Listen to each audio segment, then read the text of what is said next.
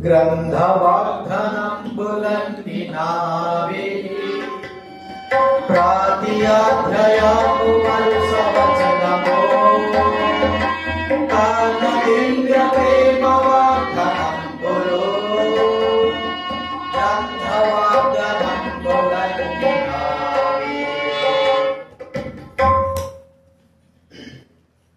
ప్రార్థన చేసుకుందాము బలవర్తమానం కొరకై.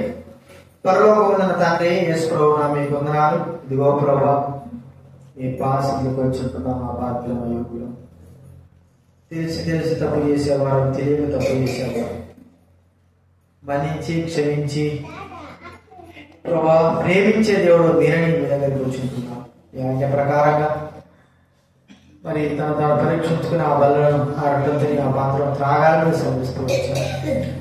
అలాగా ప్రభువా మేము తండ్రి మనలో యోగ్యంగా చేయడానికి అనుగ్రహించాల్సిన చేస్తున్నాం.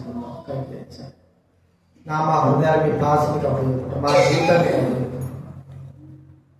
గర్వించే మనసు, తృణీకరించే మనసు, హృదయం కఠినమైన మనసు మా హృదయాన్ని తొలగించాలి. మేమేమై ఉన్నామో అది గుర్తించి ప్రభువా మీ సమయంలో మేము ఎలాగా కనబడుతున్నామో అది గుర్తించి క్షమాపణ కోరుతుంది వాళ్ళు యోగ్యంగా చేయడానికి అనుగ్రహించవలసిందిగా యేసు నామమున ప్రార్థించడి వేడుచున్నాం తండ్రి.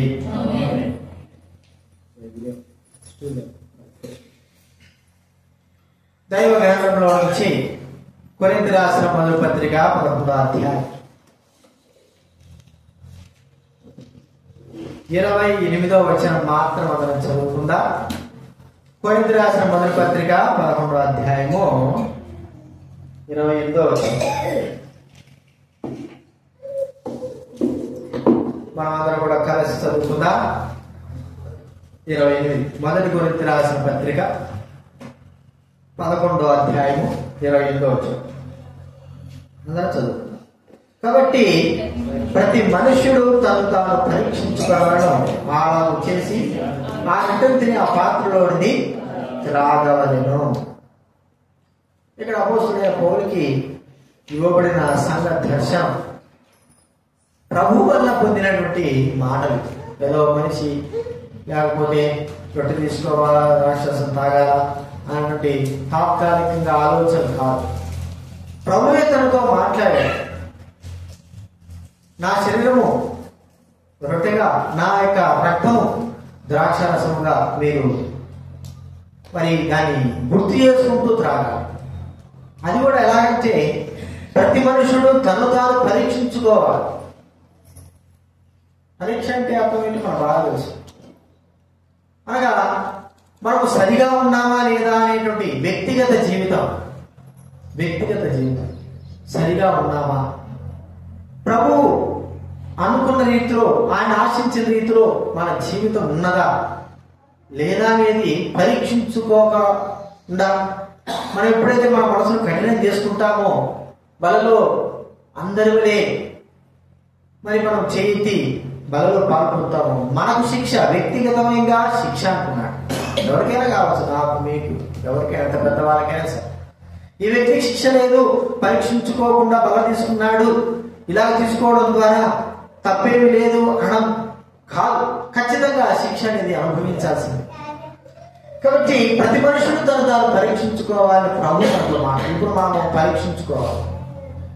మరి ఆనందం మనం చూస్తూ వచ్చాం కదా, నీవు నిలుచున్న స్థలము పరిశుద్ధ స్థలము, నీ చెప్పులు విడిచు అని ప్రభు మోషేతో చెప్పాడు. చెప్పుల యొక్క స్థితి కలిగిన వారంగా మన జీవితాలు ఉన్నాయి, మనకు బాగా తెలుసు. అదే చెప్పులనే మన జీవితాలు ఎలాగ ఉన్నాయి. ఒకప్పుడు మరి కాపాడే చెప్పులే అంటే ఒక సామెత, చెప్పులు మనం వేసుకుంటాం, ఎండకి ఏం చేస్తుంది ఆ చెప్పులు మనల్ని, మన పాదాన్ని కాపాడుతాం. అదే చెప్పుల్ని వర్షంలో నడిస్తే ఏం చేస్తాయి? బురద పడుతుంది మన మీద, బురద. కాపాడిన చెప్పులే బురద పడుతుంది. అయితే మన జీవితము ప్రభువు తొడిగినటువంటి చెప్పుల వలె ఉన్నాము. ఒకవేళ ప్రభు ఎక్కిన గాడి వలె కాకుండా, మరి ప్రభువు తొడుగుతున్న చెప్పులు చాలా శ్రేష్టమైంది. ఒకవేళ అది కానీ దొరికింటే ప్రభుత్వం ఏం చేసేవాడు చెప్పండి? ఇదే గుడి కట్టి పూజ చేసేవాడు చెప్పులకి. ఇప్పుడు చెప్పులు కూడా పూజ చేస్తారు కదా, అవి దొరికింటే ఖచ్చితంగా పూజ చేసేవాడు. కానీ చెప్పుల యొక్క విలువ ఎంత గొప్పది! దాన్ని మనము ఒకవేళ బయట ఉంచుతాము, మనము బయటికి వెళ్ళాలన్నా, మనము పనుల్లో తిరగాలన్నా, లేదా పొలాల్లో పని చేయాలన్నా, లేకపోతే మన యొక్క పనులకు వెళ్ళాలన్నా, రోడ్ల మీద నడవాలన్నా, రాళ్ళ మీద నడవాలన్నా చెప్పులు చాలా ప్రాముఖ్యమైనవి.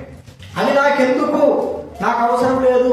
ఎండాకాలంలో చెప్పులు లేకపోకుండా పోతా ఉంటారు కొంతమంది. ఆ పరిస్థితిని చూస్తూ వచ్చారు. ముసలి వాళ్ళకి ఎట్లుంటాయంటే పాదాల కింద, మెడమ కింద చెప్పు అంతా తరిగిపోయింటారు, రంధ్రపడింటారు, రబ్బర్ చెప్పులే అయినా ఆ చెప్పులు వేసుకుని తిరుగుతారు కదండి. బుడ్డి కంటే మేలైనట్టు కొత్త చెప్పులే అవసరంగా. ఎండాకాలంలో ఏం కావాలా, మన పాదాలను కాలకుండా చేయాలంటే ఆ కొద్దిగా చెప్పులైన మనకు ఉపయోగపడతాయి అన్నట్లుగా వేసుకుని తిరిగేవారు. అయితే ఈ దినాన దేవుడు వేసుకున్న చెప్పులుగా మనం భావించుకుంటాం. ప్రభువు తొడుక్కున్న చెప్పులు. ఇప్పుడు చెప్పుల రకాలు ఏంటంటే అప్పట్లో ఎలా ఉండేవంటే జోళ్ళు తొడుక్కున్న తర్వాత వాటికి తాళ్ళు ఉండేవి. ఇప్పుడు మనకు బెల్ట్ చెప్పులు లాగా ఉండేవి. అప్పుడు తాళ్లతో కట్టేసుకునేవారు. ఒక సైనికుడు కావచ్చు, ఒక వ్యక్తి మరి యుద్ధానికి వెళ్ళేటప్పుడు కావచ్చు, ఆ జోళ్ళు కట్టేసుకునేవారు కాళ్ళకి. వాటికి అలా ఉండేవి. అవి కట్టేసుకున్నప్పుడు ఇక తమ కాళ్ళ నుంచి పరిగెత్తినా, మరి కొండల్లో పరిగెత్తినా, లేదా రాళ్లలో పరిగెత్తినా, ఎక్కడ పరిగెత్తినా కూడా చెప్పులు తమ కాళ్ళ నుంచి విడిపోవడానికి వీల్లేదు. అంటే కట్టి వేసుకున్నప్పుడు ఆ చెప్పులు ఏమవుతాయంటే దాన్ని అతుక్కోపోతాయి, అలాగే ఉంటాయి. ఇక విడిపోవడానికి. అందుకే బూట్లు కూడా ఏం చేస్తారు చెప్పండి, లేసులు పెట్టి కట్టేస్తారు. పరిగెత్తినప్పుడు ఎక్కడైనా సరే అవి లేసులు గట్టిగా బిగించేసి కాళ్ళ నుంచి చెప్పు బూటు విడిపోకుండా, చెప్పు విడిపోకుండా గట్టిగా పట్టుంటే నిత్యము తాను ఎంత దూరం తిరిగినా, ఎంత దూరం వెళ్ళినప్పటికీ కూడా ఆ కాలుకు అంటుకునే రీతిలో ఆ చెప్పు అనేది, బూట్ అనేది మనం చూస్తా ఉంటున్నాం. ఇది మనము ప్రభువుకు వేసుకునే చెప్పులు. అందుకే ఒక మాట అన్నాడు కదా, అంటే ఆ చెప్పుల గురించి ఆ మాట మనం గుర్తిస్తే యోహాను సువార్త 1వ అధ్యాయం 2 మాట మనం చదువుకోవచ్చు. యోహాను సువార్త 1వ అధ్యాయం 27వ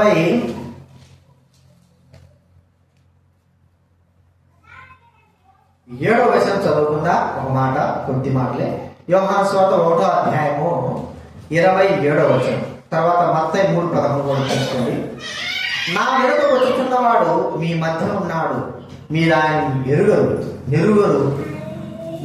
ఆయన చెప్పుల వారు విప్పుటకైనను నేను యోగ్యుడను కాని వారితో చెప్పాను. 3వ అధ్యాయం 11వ వచనంలో మత్తయి సువార్తలో ఒక మాట ఉంది.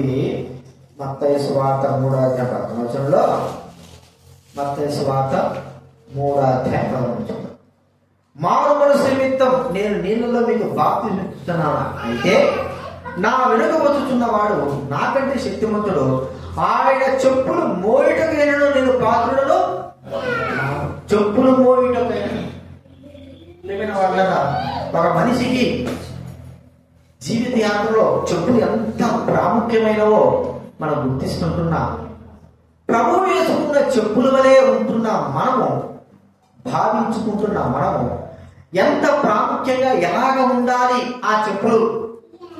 మనకు మన చెప్పులు ఎలా ఉపయోగపడాలి? చెప్పులు ఉపయోగపడాలని ఎండలకు కావచ్చు, వర్షానికి కావచ్చు, ముళ్ళకు కావచ్చు, రాళ్ళకు కావచ్చు, మరి విషపూరితమైన వాటికి కావచ్చు, లేకపోతే తప్పించుకునేదానికి కావచ్చు. అన్నిటికీ మనం వేసుకున్న చెప్పులు ఎలాగైతే ఉపయోగపడాలని కోరుకుంటామో అంత మాత్రం కాదు. కొంతమంది చెప్పులు దానికే కాకుండా స్టైల్ కూడా కొనుక్కుంటారు కదా. ఇప్పుడు లేడీస్ చెప్పులు ఉన్నాయనుకోండి, అవి హీల్స్ పైకి వేసుకుంటారు. అది కేవలం స్టైల్కు మాత్రమే. పరిగెత్తగానే పరిగెరాదు. పరిగెత్తితే ఏమో చెప్పండి, ధమాని కాలు వేయడమో అవన్నీ ఏమో జరుగుతాయి. స్టైల్కు మాత్రమే. కానీ మనము దేవుడు మనల్ని వేసుకున్నటువంటి ఆ చెప్పులైనటువంటి మనము ఎప్పుడైతే లేసులే పాతకాలంలో కట్టబడినటువంటి ఆ చెప్పుల వలె మనం ఉంటున్నామా? మనం చెప్పుకోవాలంటే ప్రభువుతో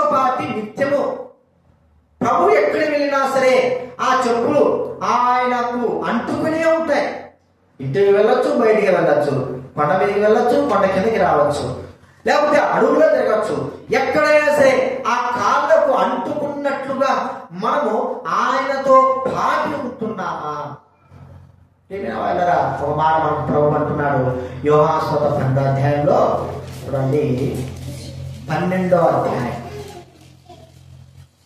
26వ వచనం చదువుతాను చూడండి. యోహాను సువార్త 12వ అధ్యాయము 26వ వచనం దయచేసి ఎవరైనా చదవండి. ఒకడు నన్ను సేవించినలా అప్పుడు నేను ఎక్కడ ఉందునో అక్కడ నా సేవకుడు ఉండును. ఒకడు నన్ను సేవించినడలా, ఒకడు నన్ను ప్రేమించినడలా, ఒకడు నన్ను అనుసరించినడలా, ఒకడు నన్ను మాదిరిగా తీసుకున్నాడలా, మరి నేను ఎక్కడ ఉంటానో అక్కడ ఆ వ్యక్తి ఉంటాడు నాతో పాటి. చూడండి 17వ అధ్యాయంలో యోహాను సువార్త 17వ అధ్యాయంలో 24వ వచనం.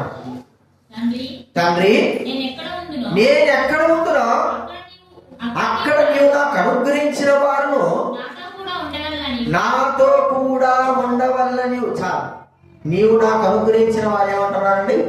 నాతో కూడా ఉండాలి. ఎందుకు? ఆయనతో అంటు కట్టబడిన వారంగా, ఆయన యొక్క పాదములకు అతుక్కున్న వారంగా, ప్రియమైన వారంగా మనం చేసిన వాడుగా ఉంటున్నాడు. మనం ఆయన పాదాలు అత్తుకునే వారంగా ఉన్నారు. ఆయన పాదాలు ఎంత గొప్పవి! అది ఒక గొప్ప బాధ్యత. ఆయన పాదాల కింద ఉంటున్న చెప్పులమైన మనము విలువలేని వారం. మనము ఆయనతో పాటి మరి బిగించబడిన వారంగా, ఆయనతో పాటి వెళ్ళే వారంగా, ఆయన పాదాల కింద ఉన్న చెప్పులమైన వారంగా మనం ఉండాలని దేవుడు కోరుకుంటున్నారు.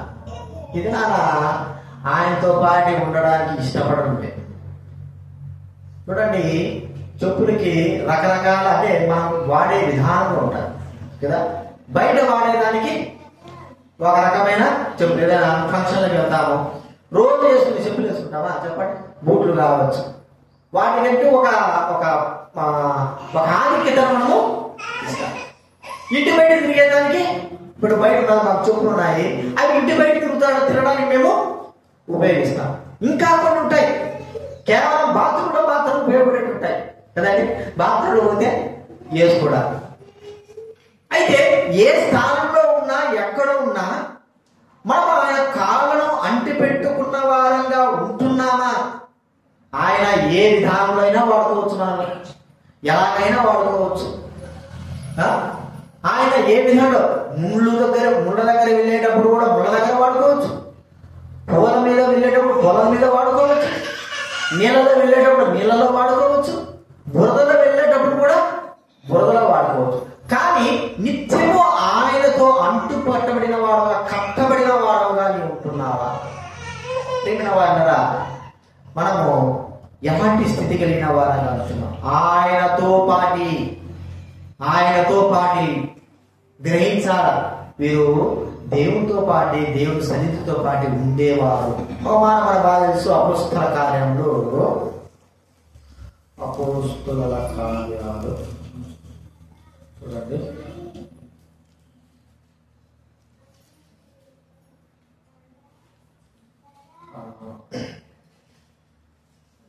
4వ అధ్యాయం 13వ వచనం చదవండి. అపోస్తల కార్యాలు 4వ అధ్యాయం.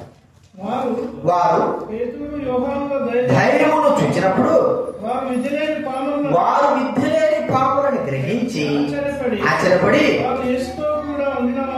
వారు యేసుతో కూడా ఉండిన వారిని గుర్తిరిగి. చూడండి, వారు యేసుతో పాటి 3.5 సంవత్సరములు యేసు ప్రభువును విడువక, యేసు ప్రభుతో పాటి శ్రమ కావచ్చు, ఆయన కొండ మీద పోయాడు, ఆయన ఇంట్లోకి వెళ్తే ఇంట్లోకి వెళ్ళేవారు, ఆయన ఎక్కడ ఉంటే ఆ 12 మంది శిష్యులు అక్కడనే ఉండేవారు. కాబట్టి 3.5 సంవత్సరములు యాజకులు, ప్రధాన యాజకులు, శాస్త్రులు, ప్రజలు అందరూ చూశారు. వీరు ఎవరితో పాటు ఉండేవారంటే యేసుతో పాటి వారు ఉన్నవారని గుర్తెరిగిన వారుగా ఉన్నారు.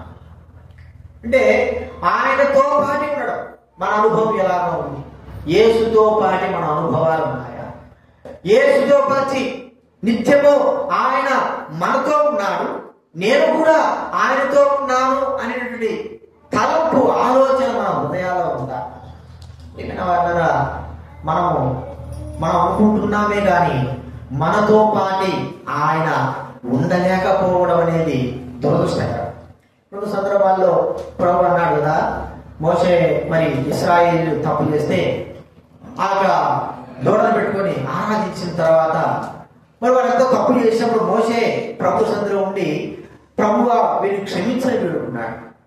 తర్వాత 34వ అధ్యాయంలో గమనిస్తే ప్రభు అంటాడు, నేను మీ మధ్యలో ఉండను, నేను మీ మధ్యలో ఉండను. ఎందుకు? వారు చేసినటువంటి భయంకరమైన తప్పు ఏంటంటే దేవుడి రూపంగా, దూడ రూపంగా చేశారు, ఆరాధించారు. వద్దు విగ్రహం వద్దు అంటే విగ్రహం చేశారు. అంత స్థితిలోకి వచ్చాడు ఇశ్రాయేలు. అలాంటి స్థితిలోకి వారు ప్రభు ఎల్లప్పుడూ మేఘస్తంభంగా అగ్నిస్తంభంగా వారితో ఉంటా ఉంటే వారేం చేశారంటే దౌర్భాగ్యులై విశ్వాసఘాతకులై ఏం చేశారంటే దూడం చేసుకుని ఆరాధించడానికి ఇష్టపడ్డారు.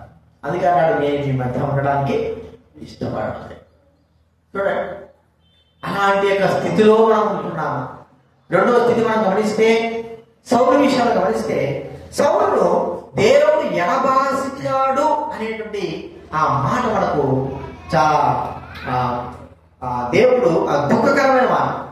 దేవుడి చేత అభిషేకింపబడిన వాడే, దేవుడి చేత మొట్టమొదటిగా ఇశ్రాయేలు రాజుగా అభిషేకింపబడిన వాడే. మరి ఇలాంటి వ్యక్తి కొన్ని దినాల తర్వాత ఏమైపోయిందంటే దేవుడు తనను ఎడబాసిన స్థితికి వెళ్ళిపోయి ఎవరు పట్టుకున్నారో చెప్పండి? దయ్యం, పురాణం కదా. దేవుడు ఎడబాసి ఎవరైతున్నారు? అప్పటి వరకు దేవుడు తనతో పాటినప్పుడు, దేవుడితో తానున్నప్పుడు మరి దేవుడు వదిలిపెట్టేసి దయ్యం పట్టుకునిందే అంటే తన ప్రవర్తన జీవిత విషయంలో దేవుడు అసహించుకునే కార్యాలు తాను చేశాడని అక్కడ మనకు తెలియబడదు. అందుకే దేవుడు తనను వదిలిపెట్టాడు. వాళ్ళరా మరో వ్యక్తి కూడా ఉన్నాడు. ఆ వ్యక్తి చెప్పండి. దేవుడు తను ఎడబాసనని తెలియక అనే మాట ఎవరు? సంసోన్. ఎవరు? సంసోన్. దేవుడు తను ఎడబాసినాడు. ఎంత దౌర్భాగ్యం! అంతవరకు తను ఉన్నప్పుడు దేవుడు తనతో పాటు ఉంటే, దేవుడు ఆత్మ తనతో పాటు ఉంటే 300 మంది నడువులు ఎరగొట్టేశాడు. 300 మందికి కదా, ఒక్కడే 300 మంది, 10 మంది, 20 మందిని ఎదిరించలేదు. 300 నడువులు ఎరగొట్టడం రాకపోకుండా 300 నక్కలు కొట్టుకున్నాడు. ఒక నక్క దొరకడమే కష్టం. 300 నక్కలు పట్టుకుని త్వరగా ముడేసి శరాలు పెట్టాడు. అంత మాత్రం కాదు, దేవుడు తనకు తోడై ఉండి ఉన్నప్పుడు ఆ యొక్క పట్టణం దగ్గర తాను ఉంటే, లోపల ఆ పట్టణంలో ఉంటే, గాజాల పట్టణం ఉంటే, ఆ పట్టణం యొక్క ద్వారబంధనాలు కోనగోడ చూసింటారు కదా మీరు. ద్వారబంధనాలు ఎంత ఉంటాయి చెప్పండి? గోల్కొండ ద్వారబంధనాలు ఉంటాయి. ఇంత పెద్ద ఉంటుంది, ఇంత పెద్ద, ఈ మన 30 అడుగులు పైన. అది ఒక్కోటి ఉంటుంది. అది ఎంత పెద్దలు ఉంటాయంటే ఏనుగులు తప్ప ఏమి మొయ్యలేవు, ఏనుగులే లాగాలి. అలాంటి ద్వారబంధనాలు ఏం చేశాడంట? అడ్డకరంతో ఓడగలిగాడంట. ద్వారబంధనం ఎంత ఎత్తు, మనిషి ఎంత ఎత్తు చెప్పండి? దేవుడు తనకు తోడై ఉంటే ఒక చిన్న గాడి దవడ, పచ్చి దవడ తీసుకున్నాడు. దేవుడు తనకు తోడై ఉన్నప్పుడు 1000 మందిని పగగా ఇద్దరుగా సైనికులు కత్తులు పట్టుకొని, డాలు పట్టుకున్న వాళ్ళు, కత్తులు డాలు పట్టుకున్న వాళ్ళు ఏం చేశాడు చెప్పండి? 1000 మందిని కుప్పలు వేసేసాడు. 2 కుప్పలు 3 కుప్పలు చేసేసాడు, కొట్టేశాడు. మరి దేవుడు తనను ఎడబాస్తే 10 మంది పట్టుకున్నా కూడా విడిపించుకోలేకపోయాడు. కళ్ళు ఓడబెరిగినా. ఇప్పుడు దీనికి అర్థం ఏంటి? 3 విషయాలంటే, వారు ఒకప్పుడు దేవుడితో పాటి ఉన్నవారు, చెప్పులు అంటుకున్నట్లుగా ఉండేవారే కానీ చెప్పులు అయితే వదిలిపోయి విడిపోయినట్లుగా వారు ఎప్పుడైతే తమ జీవిత ప్రవర్తన విడిపోయిందో అప్పుడు దేవుడు కూడా వారికి ఏమైపోయాడండి? ఎంత నష్టమండి! ఇది నా పరీక్షించుకున్నా. జోళ్ళులే ప్రభువుకు అంటుకునే వారంగా ఉంటున్నామా? ప్రభుతో పాటు ఉంటున్నామా? ప్రభుతో పాటి అంటు కట్టబడిన వారుగా, కట్టబడిన వారంగా ఉంటున్నామా? ఒకవేళ అలాగా లేకపోతే నష్టము, బాధ. వారంటారా, నేను లేదు ప్రభా, నీతో పాటు ఒక దినం ఉన్నప్పుడు ఇప్పుడు లేను, ఒక దినాల్లో నీతో పాటే ఉండేవాడిని, నీతో పాటు ఎదురు కావాలి, ఇప్పుడు లేదు ప్రభా. ఒక్కోసారి మనం మరో విధానం ఆలోచిస్తే కొత్త దినాల్లో ప్రభుతో ఉన్నటువంటి సహవాసం యొక్క జీవితము ఈ దినాల్లో ప్రభుతో ఉన్న సహవాస జీవితాన్ని పోల్చుకుంటే ఎంత వ్యత్యాసం. కొత్త దినాల్లో సువార్తలు కావచ్చు, వీడియోలు కావచ్చు కదా, ప్రతి ఒక్కదానికి మనము ఎంతో ఆసక్తితో, శ్రద్ధతో, భయముతో మనము పాల్గొంటూ దేవుని సేవలో, పరిచయం అన్నింటిలో అంటుకట్టబడిన వారంగా ఉంటున్నాం. రాను రాను రాను రాను రాను రాను ఏమైపోయిందంటే ఇక దేవుడికి దూరం అయిపోయింది. ఎంత దూరం అయిపోయిందని చెప్పగలము? ఎంతో దూరం అయిపోయింది. వ్యక్తిగతంగా మనమందరం కూడా పరీక్షించుకోగలిగితే ఎంతో దూరం అయిపోయింది. ప్రభా నన్ను క్షమించు ప్రభా, మనము ప్రభు సభలో ప్రార్థించుకోవాల్సిన వారంగా ఉంటున్నాం. ప్రియమైన వాళ్ళ జోలవలే కట్టబడినావా? జోలవలే ఆయనతో పాటు ఆయనతో పాటు ఉన్నావా? ఇప్పుడు లేవా? లేకపోతే ప్రభు క్షమాపణ కలిగిన వాడు, తిరిగి తన కాళ్ళకు కూడా కట్టుకోవడానికి ఇష్టపడేవాడు, తిరిగి తన కాళ్ళకు బిగించుకోవడానికి ఇష్టపడేవాడు, తనతో పాటు ఉండడానికి ఇష్టపడేవాడు. విడిచిపెట్టడానికి ఆయన మరి ఇష్టపడని వాడు, విడిచిపెట్టడు. నాలుగప్పటికి కట్టుకోవడానికి కదా, బూట్లు లూజ్ అయిపోతే ఏం చేస్తాను చెప్పండి? మళ్ళా గట్టిగా అంటే లూజ్ అయితే ఏమవుతుంది? మన కాళ్ళ నుంచి విడిపోతుంది. కాబట్టి మన గట్టిగా ఇది మొట్టమొదటి మనం చూసుకుంటున్నాం. చెప్పులు వలె విడువగా మనము ఉన్నామా? విడువగా ఉన్న జీవితము ఒకప్పుడు ఎలా ఉంది, విడిచిపెట్టినప్పుడు మన జీవితం ఎలా ఉంది? మనం చూసినాము, ఇశ్రాయేలు ప్రభువును విడిచిపెట్టడం ద్వారా దేవుడు మీతో పాటు ఉన్నానన్నాడు. సంసోను ప్రభువును విడిచిపెట్టడం ద్వారా, సౌలు ప్రభువును విడిచిపెట్టడం ద్వారా వారికి దూరమైపోయిన వాడుగా ఉంటున్నాడు. మనం కూడా విడిచిపెట్టబడితే, చెప్పు విడిచిపెట్టబడితే ప్రియమైన వాళ్ళ ఎంతో నష్టమని మనం గుర్తించాలి. అంత మాత్రమే కాదు, ఈ యొక్క జోళ్ళు అనేవి మనం చూస్తా ఉంటే ఏ ప్రభు అయితే మనల్ని తొడుగుకున్నాడో జోళ్ళు అంతానికి కూడా గుర్తు కదా. జోళ్ళు ఏం చేస్తారండి? ఇప్పుడు ఎన్ని ఫ్యాషన్స్ వచ్చినాయి చెప్పండి. ఇప్పుడు వచ్చిన ఫ్యాషన్ మళ్ళీ కూడా నేను ఏదైనా చెప్పుల షాప్లో చెప్పు కొనుక్కున్నాను అనుకో, నాకు మంచిగా అనిపించింది ఈ చెప్పు కొనుక్కున్నాను, అదే ఫ్యాషన్ మళ్ళీ అసలు రావడం లేదు. ఎందుకు? కొత్త కొత్తటి కాళ్ళకు ఏ చెప్పు వేసుకుంటే కొంతమంది వేసుకుని చూస్తారు. వేసుకుని చూస్తే ఎట్లుంటుంది? అందంగా ఉందా ఒకటి, రెండోదికి ఏం చేస్తారు చెప్పండి? కరెక్ట్గా సరిపోయిందా, అందంగా ఉందా? చూసినప్పుడు ఏం చేస్తారు? అబ్బా బాగా అందంగా ఉందా. కొంతమంది 700-1000 రూపాయల చెప్పులు వేస్తారు. కొంతమంది మామూలు రబ్బర్ చెప్పులు, 200 చెప్పులు, 100 రూపాయల చెప్పులు తొడుగుతా ఉంటారు. కానీ కాళ్ళకు ఏముండాలంటే చెప్పులు అందాన్ని తీసుకొచ్చేవి ఉండాలి. ఆ దినాల్లో ఎలా ఉండేవంటే, మనం ఇప్పుడు ప్రతి ఒక్కరము చెప్పులు ఎవరైనా బయటకు వచ్చేటప్పుడు తుడుచుకొని వచ్చినారా? ఎవరైనా చెప్పండి. తుడుచుకొని అప్పుడు లేకుంటే అంటే ఇది తోలు చెప్పులు కదా, పాలిష్ కొట్టే వచ్చాయి. తుడుచుకొని ఎవరైనా వచ్చినారా? ఎన్నిసార్లు తిరుగుతామో బాత్రూమ్కి, ఎన్నిసార్లు పొలాలు వెళ్తామో కదా. ఇప్పటికే సరే మందిరం పోతాను కానీ తుడుచుకొని వచ్చినా అంటే చెప్తున్నా, అంటే దాన్ని తుడుచుకోవాలనే తలంపు కూడా మనలో రాదు.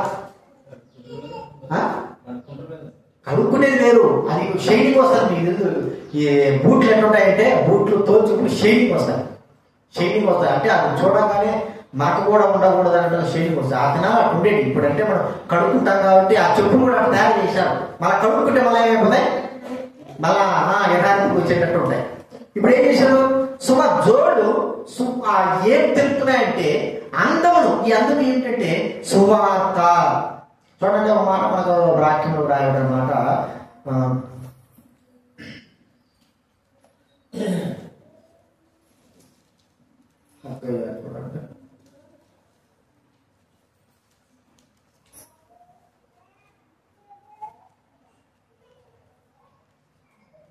నహూము గ్రంథం 1వ అధ్యాయం. నహూము గ్రంథం 1వ అధ్యాయము 15వ వచనం. నహూము గ్రంథం 1వ అధ్యాయము 15వ వచనం చదువుకున్నాం అందరివి. సువార్త ప్రకటించుచు సమాధాన వర్తమానము తెలియజేయవాని కాలములు పర్వతముల మీద కనబడుచున్నవి.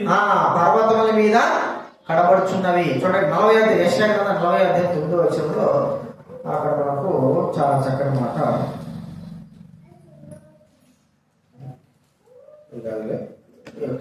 ఎఫ్ఎస్సి 6:15 అయితే ఖచ్చితంగా మనకు ఉంటుంది. ఎఫ్ఎస్సి 6:15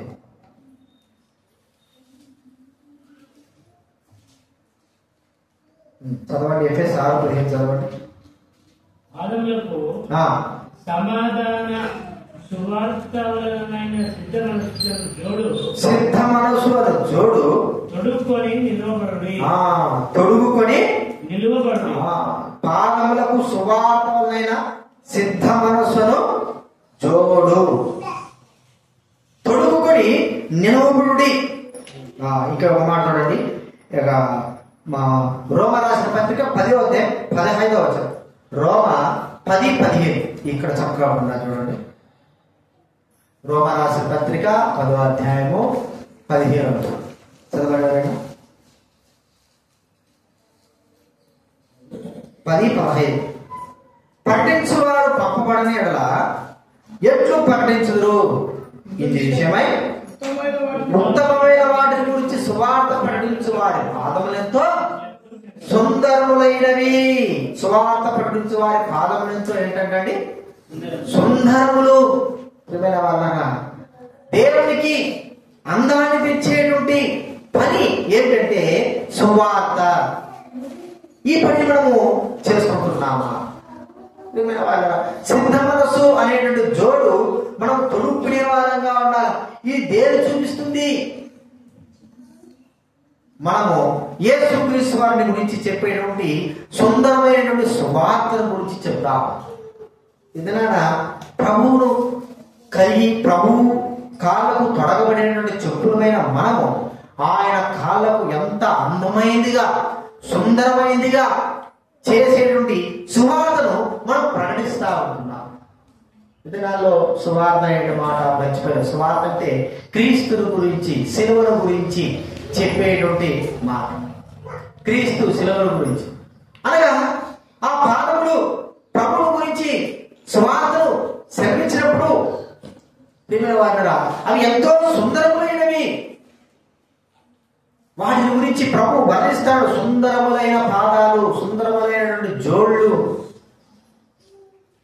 వాడరా ప్రభువుకు అందాన్ని, ప్రభు పాదాలకు అందాన్ని తెచ్చేటువంటి జోళ్ళ వలె మన జీవితము, మన యొక్క మరి సువార్త జీవితము ఉండాలి అనేది ప్రభు కోరుకుంటున్నాడు. ఇది మనం ఒకసారి పరీక్షించుకుందాం. ఎంతమందికి నీవు జీవము గురించినటువంటి మరి ఆ యొక్క మాటలు సెలవిస్తూ వచ్చావు. నువ్వు ఎప్పుడైతే ప్రభువుని గురించి ఆ మాటలను సెలవిస్తుంటున్నావో అప్పుడు ప్రభు తొడుక్కున్న పాదములు సుందరములైనవిగా కనబడేవిగా ఉంటాయి.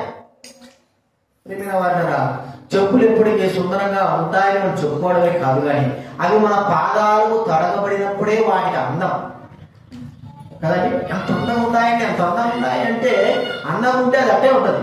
అవి ఎప్పుడైతే మన పాదాలకి తొడగబడతాయో ఆ అందం ఇంకా ఇంకా రెట్లవుతుంది. దీన్ని ప్రభు మరి దైవుడు దేని పోలుస్తున్నారంటే దేవుని గురించినటువంటి నిత్య సువార్తల గురించి మనకు చెబుతా ఉన్నాను. ఆ దినాల్లో మరి అనేకమైన ప్రజలు దైవడైన వారు తిరుగుతూ దేవుని సేవ చేస్తూ పరిచయం చేస్తూ మరి వారు దేవుని సువార్తలు శ్రమిస్తూ వచ్చారు. ఎంత విలువైనవంటే ఉదయం నుంచి సాయంత్రం వరకు దేవుని యొక్క సువార్త జరిగించిన తర్వాత మరి ఒకసారి నేను ఒక దగ్గర తరగతిలో ఉంటే ఒక దైవ భక్తుడు దేవుని సువార్త చేస్తూ ఉన్న ఆ భక్తుడు మరి ఏం చేశాడంటే వచ్చి పడుకున్నాడు. పడుకొని కాలు కింద, రెండు కాళ్ళ కింద దిండు పెట్టుకొని తల కింద దిండు పెట్టుకోవడం ఉంటాడు.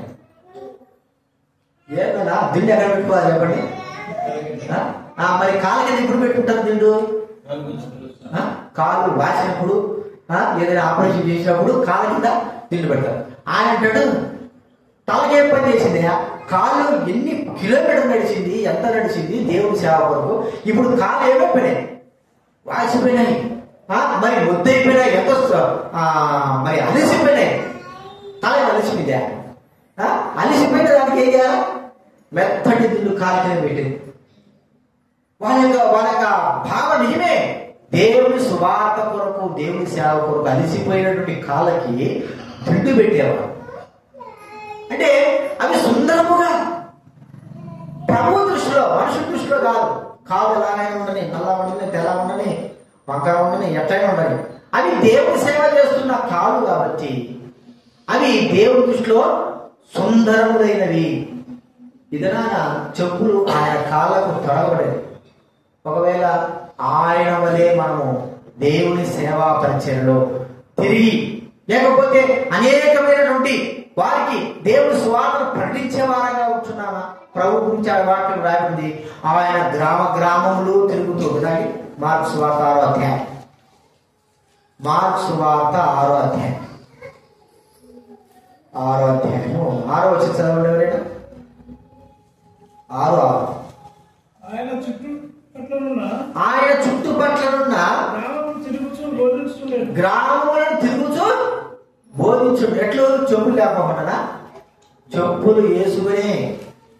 మరి చెప్పులు విలువ ఉందా? ఆయన కాళ్ళకు విలువ ఉందంటావా? కాళ్ళకు. కానీ ఆయన కాళ్ళు అతుక్కున్న చెప్పులు కూడా ఆయనతో పాటు, అంటే ఆ విలువ అనేది మనం చూస్తా ఉంటాం. అరిగిపోతాయి, చెప్పులు అరిగిపోతాయి కదండి. మనం చెప్పులు లేకపోకుండా మన జీవితకాలం నడిచి మన కాళ్ళు అరుగుతాయా? అరగనే అరగవు. చెప్పులు వేసుకొని 1 సంవత్సరం నడిస్తే చెప్పులు, అంటే ప్రభు ఆయన కాళ్ళకు అతుక్కున్న చెప్పుల మీద మనం అరిగిపోవాలి. ఎప్పటి వరకు అంటే ఆయన ఎంత దూరం నడుస్తాడో ఆయన కాళ్ళకు అంటుకునేంత వరకు మనం అరిగిపోవాలి. కారణం ఏంటంటే సువార్త. అందుకే అన్నాడు ఆయన మార్కు సువార్త 1:38 1:35 చూడండి. 1:38 ఆయన ఇతర సమీప గ్రామములలో నేను పంపించినట్లు ఇందు నిమిత్తమే కదా నేను బయలుదేరి వచ్చిందని వారితో చెప్పాను. ఇతర సమీప గ్రామంలో పండించినట్లు వెళుదాము. ప్రేమైన వారలారా, సిద్ధ మనస్సు అనేటువంటి జోళ్ళు సువార్త కొరకై, దేవుని యొక్క మాటలు చెప్పడానికి కొరకై మనం సిద్ధపడే వారంగా, ఇది ప్రతి ఒక్కరికి యేసు ప్రభువు యొక్క కాళ్ళకు అంటుకున్న చెప్పుల వలె ఉంటున్న మనందరికీ కూడా ఇది ఖచ్చితంగానే నాకెందుకులే అని అనుకుంటే ఆయన కాళ్ళ నుంచి నువ్వు విడిపోతావు. చెప్పులు ఆడవాడు విసిరేస్తే ఏమవుతాయి చెప్పండి? బూజు పట్టిపోతాయి, పనికిరామని పోతాయి. మనం ఎట్లా పనికిరామని మనకు బాగా తెలుసు. ఈ కొద్ది జీవిత శేషంలో ప్రభు కొరకే పనికొచ్చే వారంగా ఆయన చెప్పుల వలె మనం ఉండడం అనేది చూసుకోవాలి. కాబట్టి ప్రియమైన వాళ్ళ రెండోదిగా సువార్త అయినటువంటి జోళ్లు కలిగిన వారంగా మనము ఆయన కాళ్ళకు అంటుకునే వారంగా మనము ఉండాలి. ఒక దినాలు వస్తుంది, మనం చెప్పలేము. ఒక సమయం వస్తుంది, మనం తిరగవలసిన టైంలో, చెప్పవలసిన సమయంలో, క్రీస్తు గురించి ప్రకటించవలసిన సమయంలో మనం ప్రకటించుకోకుండా ఉంటే అది దేని గుర్తుకంటే పనికిరాని చెప్పుల వలె, క్రీస్తు యొక్క పాదాలకు ఉన్నది చెప్పుల వలె మనం ఉంటున్నాము అని మనం ఒకసారి గుర్తించుకోవాలి. అంత మాత్రమే కాదు, మూడోది మనం చూస్తా ఉంటే ఈ చెప్పులు అనేటువంటి విషయాన్ని మనం గుర్తిస్తే ప్రతి పనికి మనం ఏం చేస్తాం చెప్పండి? చెప్పులు ఖచ్చితంగా తొడుగుకుంటాం. అంటే ప్రతి దానికి ఉపయోగపడాలి. బయటికి పోతున్నా, పొలాలకు వెళ్తున్నా, లేకపోతే రోడ్డు మీద వస్తున్నా, అది ఏ చెప్పు అయినా సరే ఉపయోగపడాలి. ఒక గట్టి చెప్పు కొనుక్కున్నాం అనుకోండి, మా గొల్లలు ఉంటారు, మేకలు వేసే వాళ్ళు ఉంటారు, వాళ్ళు వేసుకునే చెప్పులు వేరు కదా, వాళ్ళు వేసే టైర్ చెప్పులు వేసుకుంటారు. ఆ చెప్పులు ఎందుకు? వాళ్ళ పంటల్లో, ముళ్ళ పొలంలో తిరగాలి. కాబట్టి ఒకవేళ అందంగా ఉండకపోవచ్చు, కానీ అవి ఆ వారికి ఎంతో రక్షణకరంగా ఉంటాయి. ఎంత పెద్ద ముళ్ళైనా సరే ఏం చేస్తా ఆ చెప్పులు చెప్పండి? ఎరగొట్టి పనేస్తాయి. ఏమో అసలు తొక్కడానికి కూడా లేదు. అదే మనము చెప్పులు కొనుక్కున్నాము, ఒక రకమైన గట్టి చెప్పులు కొనుక్కున్నాము, రోడ్లో పోతుంది, లేకపోతే ఒక పొదలో పోయినాము, ఉన్నటువంటి చిన్న ముళ్ళు గుచ్చుకునేది అనుకో. ఆ చిన్న ముళ్ళు ఈ చెప్పుకు అవతల దిగి వచ్చింది, మనం గుచ్చుకునేదంటే చెప్పు వల్ల ప్రయోజనం ఏంటి? ఒక చెప్పు మనం కొనుక్కుంటే అది ఏ పరిస్థితుల్లో అయినా సరే, ఎక్కడైనా సరే, ఎలాగైనా సరే ఉపయోగపడడానికి ఎట్లా ఉండాలని వీలై ఉండాలి. ముళ్ళల్లో పోయినప్పుడు వీలై ఉండాలి, బురదలో పోయినప్పుడు వీలై ఉండాలి, చెప్పు వేసుకున్నా కూడా కాలిపోకుండా. మరి ఆ చెప్పు మనకు అన్ని విధాలుగా అన్ని రీతులుగా ఉపయోగపడినప్పుడు దాన్ని మనం ఉపయోగించుకోవడానికి ఇష్టపడతాం. ఆ దినాలు అలాగే ఉండేది. పెద్దది పెద్ద జమీందారు ఏం చేశారు, తోలు చెప్పులు కుట్టించుకుంటారు పెద్దగా కదా. తోలు చెప్పులు దానికి ఒక ఆకారం కుట్టిస్తారు, ఏది ఒక ముందు కొమ్ములాగా పెట్టించుకుంటారు, రాజకుమ్మరాలు. అదేం చేస్తారు చెప్పండి, వాళ్ళు ఇంట్లో వాడతారు, కిరికిలో ఇంట్లో వాడతారు, బయట వాడతారు. అది ఒక అందానికి అందం ఉంటుంది, టీవీకి టీవీగా ఉంటుంది, అన్నిటికీ ముళ్ళలో నడిచినా ఉపయోగపడుతుంది కదండి. ఇప్పుడు మనం వేసుకునే చెప్పులు ఏం చెప్పండి, ముళ్ళలో నడిచి ఉపయోగపడతాయా? ఉపయోగపడదు. అందంగా మాత్రం ఉపయోగపడతాయి అంతే. అందంగా అందం ఉన్నాయా, ఎండలో ఉపయోగపడతాయి. అదే ముళ్ళలో పోవాలంటే మనం ఉపయోగపడవు, ఎన్ని ముళ్ళు దిగుతాయి. వాళ్ళందరికీ ఉపయోగపడేటట్టుగా అందంగా కుట్టించుకుంటారు ఆ చెప్పులు. చూడండి, చెప్పు అన్ని విధాలుగా అన్ని రీతులు ఉపయోగపడవు. ఇప్పుడు ఆయన కాళ్ళకు ఉన్నటువంటి చెప్పులమైన మనము ఏ విధానంలో ఉపయోగపడుతున్నాం, ఎలాగ ఉపయోగపడుతున్నాం? చూడండి, మేము ఇంట్లో మేము ఒకసారి మందిరానికి వెళ్ళాం. పైన కింద మంది పైకి ఏం చేశానంటే, నేను చెప్పులతో ఇంట్లోకి వెళ్ళిపోయినా. ఇంకంటే ఆవరణ ఉంటుంది, ఆవరణ లోపల ఇల్లు ఉంటుంది. చెప్పులతో ఆడలోకి పోయినా. కొంతమంది బయట ఉంది. ఆ సేవకురాలు ఆమె ఏం చేసిందంటే, ఆమె కూడా చెప్పులతో వచ్చేసింది. చెప్పులతో దిగుతాను, వీళ్ళే చెప్పులు వేసుకోమని నేను ఎందుకు చేసుకోకూడదు. ఆ రోజు పోయినా. వాళ్ళు అన్నారు, అయ్యా చెప్పులు ఎడవుతుంది ఆ రోజు. మరి నువ్వు వేసుకుని చెప్పులు ఏంటంటే, ఇవి కేవలం ఇంట్లో మాత్రమే తిరిగే చెప్పులు, ఇంట్లో మాత్రమే ఉపయోగపడతాయి. ఇవి మనం బిడ్డలు దక్కిండే పోవు, ఇల్లు మాత్రం దిగుతాయి. ఇంట్లో నుంచి కొద్ది ముందు పోయిన తర్వాత బాత్రూంలో వాడే చెప్పులు ఉంటాయి. బాత్రూమ్ మనం ప్రతి బాత్రూంలో చెప్పులు ఉంటాయి. అవి మనం ఇంట్లో వేసుకుంటారు అన్నమాట కదా. బాత్రూంలోకి వెళ్ళి బాత్రూంలోకి రావడానికి ఉపయోగపడుతుంది. ఒకటి బాత్రూమ్ ఉపయోగపడేదైనా చెప్పులు ఉపయోగపడుతుంది. ఇంట్లో తిరగడానికైనా చెప్పులు ఉపయోగపడుతుంది. బయట తిరగడానికి కూడా చెప్పులు ఉపయోగపడుతుంది. అంటే ఉపయోగం లేనిది ఏది కూడా లేదు. మనము ఎలాగా ఉపయోగం కలిగిన వారంగా ఉంటున్నాం. ప్రతిదానికి ఏదో ఒక దానికి ఉపయోగపడేటువంటి చెప్పుగా మనం ఉంటున్నామా? ఏదో ఒక దానికి అసలు ఉపయోగమే లేనటువంటి చెప్పులుగా ఉంటున్నామా? చాలా వరకు మనము మరి అక్కడక్కడ బయట భారమే పడి ఉంటాయి, ఉపయోగం లేకపోకుండా రోడ్ల మీద పడి ఉంటాయి. అలా ఉంటున్నామా? ప్రభు కాలకు అంటుపట్టబడిన తర్వాత, కట్టబడిన తర్వాత ఆయన ఎక్కడికి వెళ్ళినా, ఆయన ఏ పని చేసినా, ఆయన ఎక్కడ తిరిగినా ఆ చెప్పులు అనేవి ఆయనకు ఉపయోగపడేవిగానే ఉండాలి.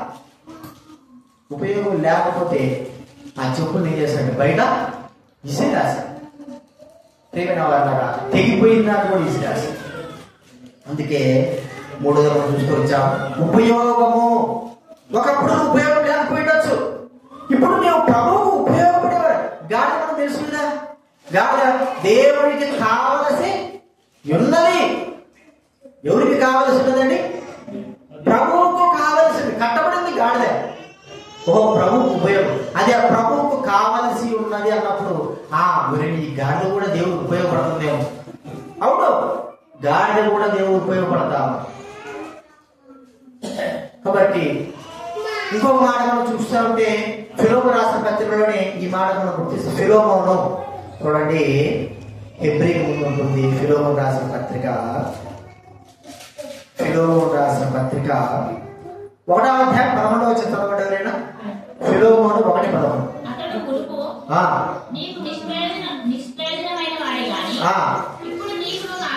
ఇప్పుడు నీకును నాకును ప్రయోజనకరమైన వాడాయను.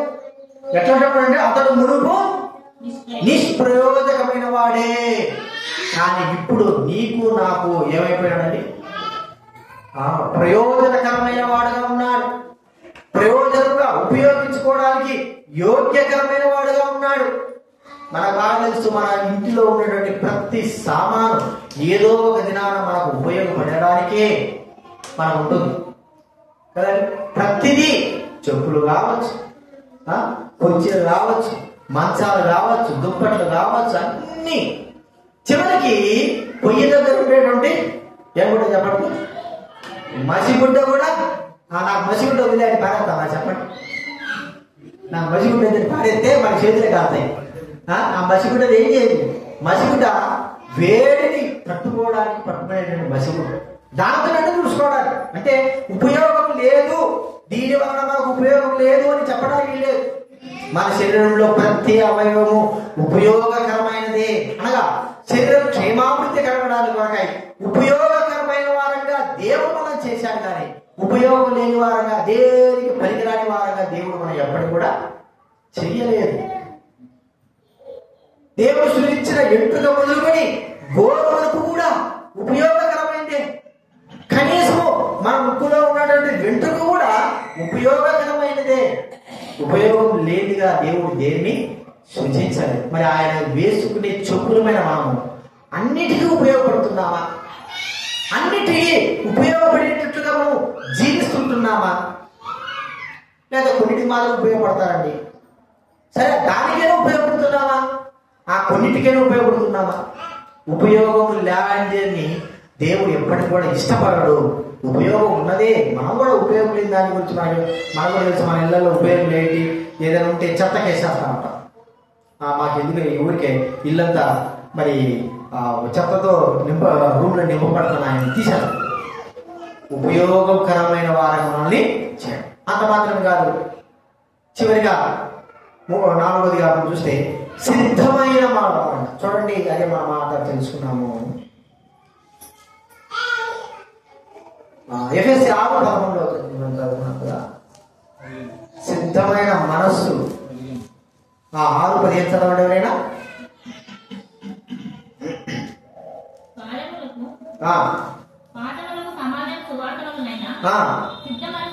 సిద్ధ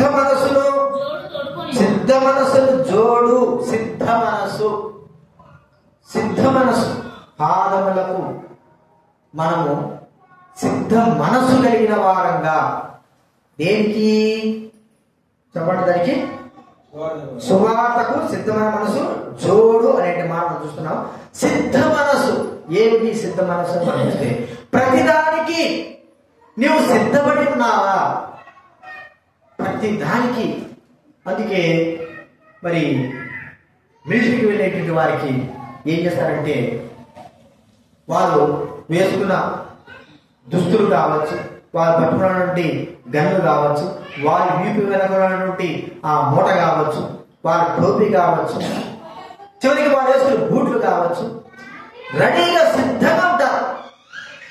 ఎప్పుడైతే మరి పిలుపు ఇవ్వబడుతుందో యుద్ధం ఉంది అని అంటే అప్పుడు జోడు కొడుకోవడం, అప్పుడు చేసేది కాదు కదండి.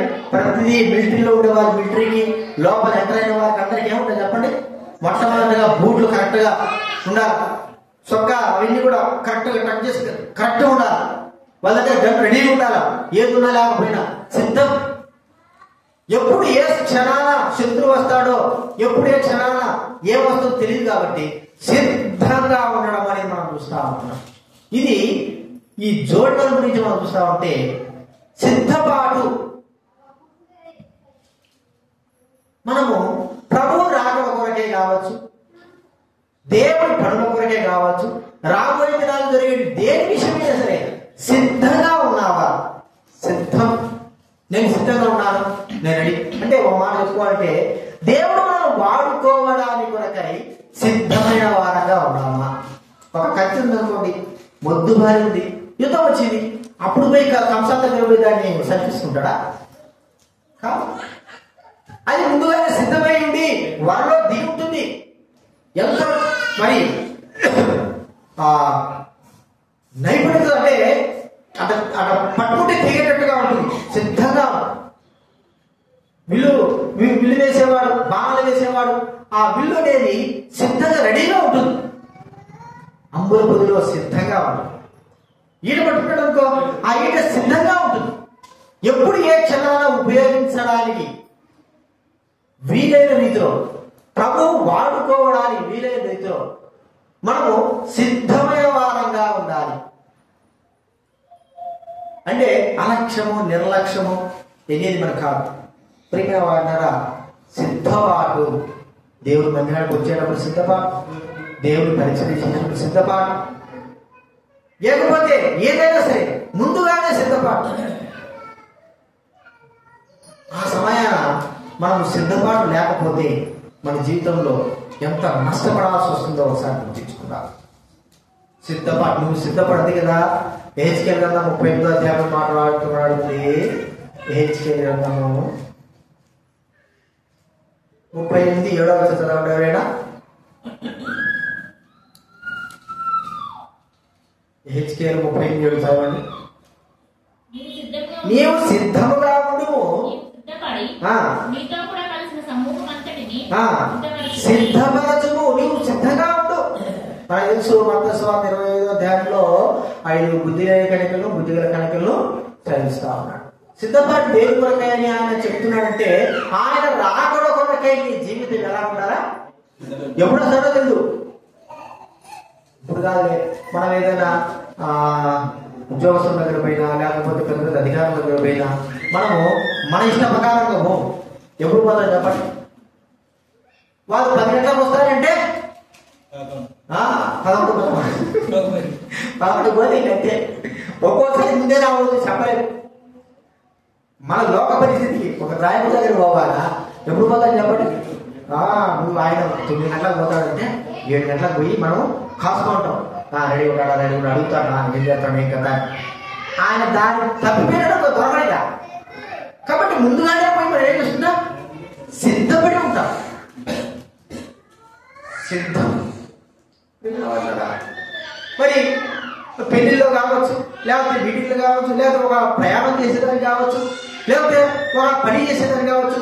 సిద్ధంగా ఎప్పుడైతే మనం ఉంటున్నామో వాటన్నిటిలో మనము జయం పొందుతాం. అంటే మనము జాగ్రత్తగా ఉంటాం. సిద్ధం లేకుండా నిర్లక్ష్యంగా మనం ఎప్పుడైతే ఉంటామో, అందుకే మరి పైన కావాలని పెట్టాడు. కావాలని పెట్టి ఇక్కడ ఉండేటోళ్ళు కూడా ఎట్లా సిద్ధంగానే ఉండాలా. లోపల ఉన్నటువంటి సైనికులు కావచ్చు, ప్రజలు కావచ్చు, కావాలి వాడు బోర ఊదినాడంటే ఏమిడా ఊతున్నాడు, ఊతే ఉండలేని గమ్ము కూడా ఆ బోర ఊదేటప్పటికీ మేలుకోవాలి, బోర గమనించాలి ఏం ఊతున్నాడు. బోరలో 3 రకాలుగా ఉంటుంది. ఒకటే బోర పెద్ద ఊదినారనుకో అంటే సంఖ్యాకాలంలో రాబడింది, ప్రతి సైన్యం వస్తున్నారు, జాగ్రత్తగా నిరంతరం ఉండాలి. 2 సార్లు ఒక రకంగా ఊదినారంటే అధికారులు రావాలా అన్నట్టుగా. ఇంకోసారి మామూలుగా ఊతే అంటే పండగప్పుడు ఒకటి ఊతాడు. కనుక్కోవాలా ఇది యుద్ధందా లేకపోతే లోపందా. కనుక్కోకపోతే మనము సిద్ధంగా ఉండలేము. అసలు ముందుగానే సిద్ధంగా ఉండాలి. దేనికైనా సరే సిద్ధమైన వారంగా ఉండాలి. ఆ జోళ్ళు మనకి ఏం చెప్తున్నాయంటే సిద్ధంగా ఉంటున్నాయి. ప్రభు బయటికి వెళ్ళేటప్పుడు లేకపోతే ఆయన మరి నడిచేదానికి ఎక్కడికి వెళ్ళడానికైనా సరే ఆయన కాళ్ళు సిద్ధంగా ఉండాలి. బయట మనం ఆయన బయటికి రాగానే కాళ్ళకు దగ్గర చెప్పుకున్నట్లుగా మనం రెడీగా ఉండాలి. అందుకే అధికారులు బయట పీమన్ కావచ్చు, లేకపోతే సెక్యూరిటీ గార్డ్ కావచ్చు, ఒక అధికారి బయటకు వచ్చాడంటే సిద్ధంగా ఉంటాడు.